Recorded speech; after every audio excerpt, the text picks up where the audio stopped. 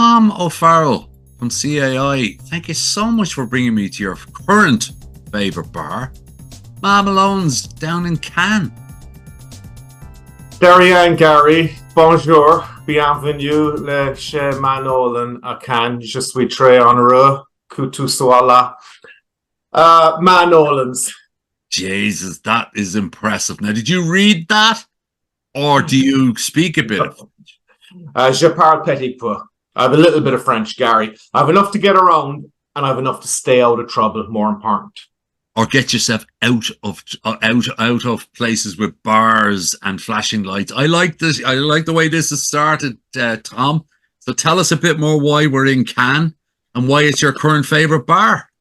We're in Cannes. Well, I live between here and Ireland and Mondalilana Pool, which is 5 kilometres just outside Cannes. I'm actually down here at the moment. And I'm going to take you back to a time when, going back even further, when we wanted to get the GAA results at home, we had to ring home and telephone boxes were swallowing up the coins. You'll remember that, I'm sure, from your travels. Oh, sure. We then technologically advances. We moved into Setanta Sports. I'm sure that's a flashback. And there's other Irish pubs here, but they don't open till and when it suits themselves. So I used to be walking around Cannes looking for bars, Irish bars that were open and that would be showing the GAA. And I just happened to be walking past this establishment. It was Manolan's. Saw the Guinness sign, looked in the window. You can see the window here. And you can see the screens behind me. And there was the GAA on. So in I came. And as you can see, the place looks fabulous. And had a beer, watched the game, and I've been back here ever since. And I have a very unique record in this bar where I have never seen Ireland or Munster defeated in a game here. I saw the Lions defeated in the first test on their series tour in New Zealand. But apart from that, every rugby game I've come to in this pub, either the national team or my province, Munster, have won. So I regret not coming here for the quarterfinal of the World Cup just gone by last year, because then we might have got out of the quarterfinals. Well, we might have. Then again, we may not have. But it's a great story. And I'll send you, next time I see you, I'll give you now rabbit's foot, because it sounds like these things matter to you. But it's a bit like sport, isn't it? You hear afterwards that, oh yes, Thierry Henry, I always lace my right boot before the left. Or, you know, there's all these small little routines that these sports people get into. And, you know, I guess it's like a lot of things, isn't it? It's about, if you believe it, you can achieve it and keeps you going. But listen, you're down in France. I'm in virtually in France. I can feel the warmth. Or is it warm? It is. It's really getting warm now. It's real spring. Really, really nice. And it is going to get hotter for when you're down here again. So let's assume that there's some sort of a solar event and all electronic equipment is blitzed except for your phone with 3 apps, man. What are the 3 apps that you just absolutely would have to have after this solar eclipse or whatever happened? Okay. Well, I'm going to assume the bank survived the solar eclipse, so I'll be keeping my banking app because, like everything, we need money to do certain things. Not everything, but we needed to do certain things. So that would be my first one. My second one, I would have to say Strava, because I cycle a lot and I run a lot, and it also records my gym activity. And those in the cycling fraternity would know that there's a saying, if it's not on Strava, it never happened. You've got guys boasting about, I cycled this route and that route, and show us it on Strava. If they can't show you on Strava, they didn't do it. So I'd keep my Strava app number 2, and number 3, I'd keep LinkedIn, because I've noticed in the last, I suppose, 12 to 18 months, not only for a business purpose, LinkedIn, I'm using it for a lot of personal messages as well, that you will be firing a message during the day and using the messaging section for that. Because I found Facebook, Instagram, X, formerly known as Twitter, there's just too much pop-ups, advertising, and they're fine for when you're bored and you've nothing to do. But when you have something to do, I find LinkedIn is great for both personal and business. And it's a really good point that you bring up. because it's often criticized at the moment that LinkedIn should be contained to just business and just business. My argument to that is that business people are also human. Exactly. And when you're on it as a business platform and you're reaching out to potential clients or existing clients, and you realize you have to send a family member a message, or I have to send you, who I would have a majority of a business relationship, but let's say I wanted to ask you something about tickets for a game or recommendations on a restaurant. There's nothing wrong with me pinging you a quick message on that. So I'm actually using it a little bit more for personal or non-business correspondence as well. So that'd be the 3 apps that I would keep. So I hope I think it's a good enough choice. Strata's a newbie. I haven't heard that one before, but you brought out a bit of millennial in yourself there, because my kids will always say, if you don't have a photo or you don't have a video, it didn't happen. So now I know that all you cyclists in your Lycra in my hometown of Enniskerry are actually there stratifying, making sure that it's all recorded. So interesting stuff. So let's say that we're there, we're on 2 high stools behind you there, we're having a chat, and we run out of things to say, and says, teach us something there, Tom, that I probably don't know. What are you going to come out with? Okay, well, we're in Cannes, and you've been down the French Riviera before. You know the lie of the land. Yes. Do you know who used to be a man about town down around here back in the day? And when I say back in the day, no, I'm going back as far as the 5th century.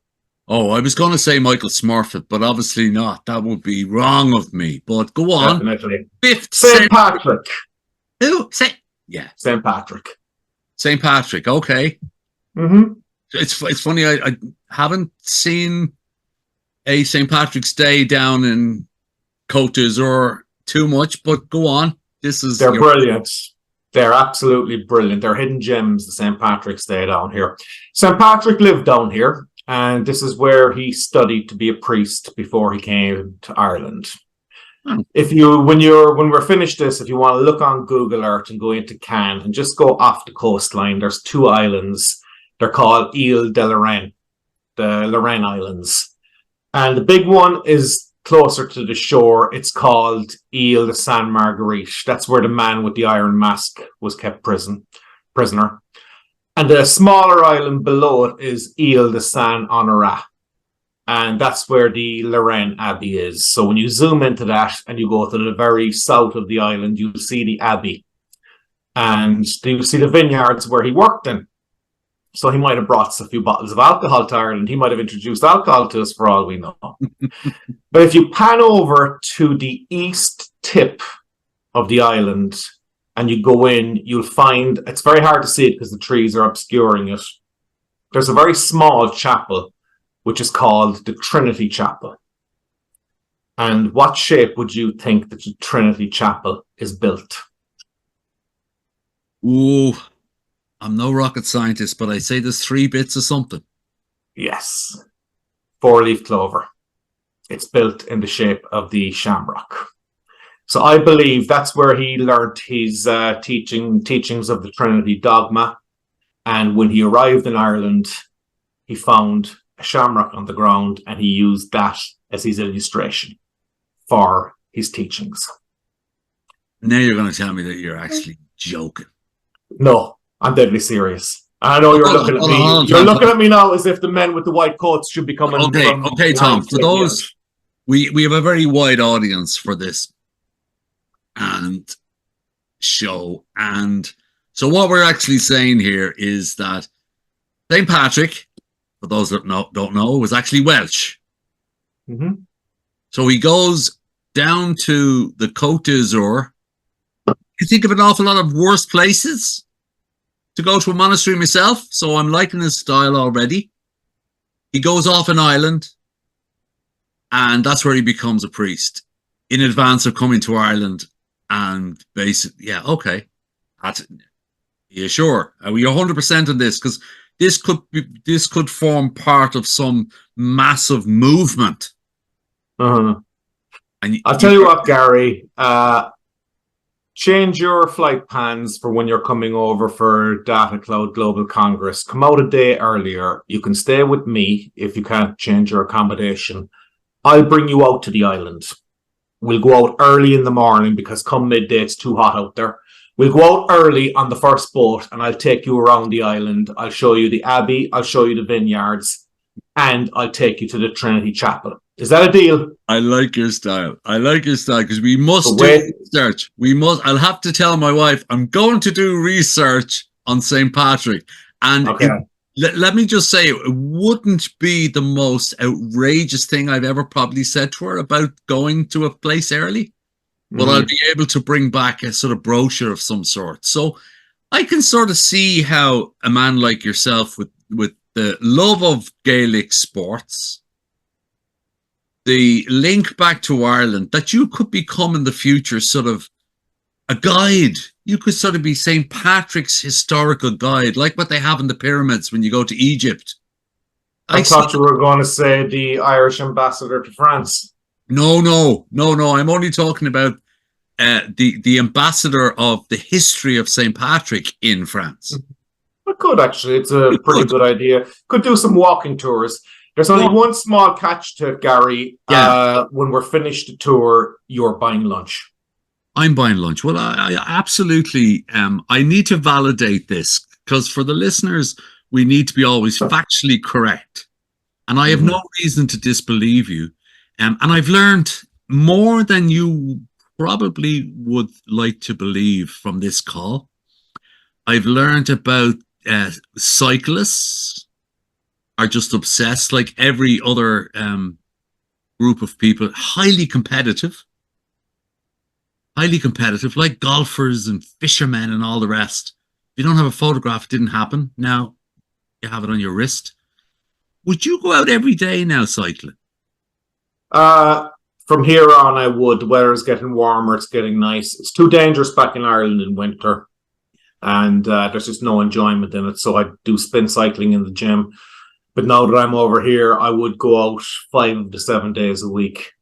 I have a choice. I can go ahead towards Nice, which is flat, there and back. But if I want to punish myself, the Cornish door is behind me in the Tanneron Mountains.